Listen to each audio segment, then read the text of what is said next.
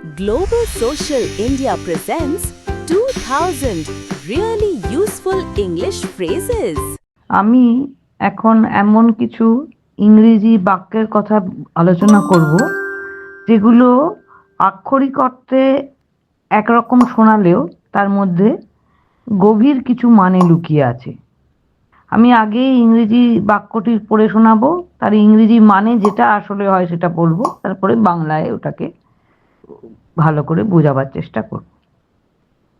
যেমন, remember you are swimming upstream, তার মানে তুমি একটি নদীর বিপরীত দিকে সাঁতার কাটার চেষ্টা করছো।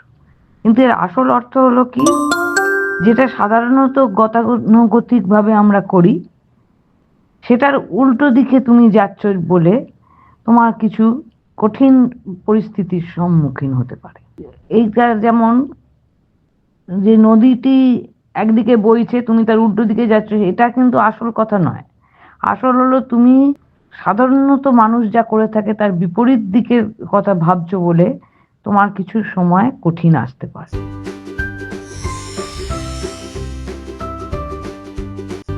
Subscribe for daily updates.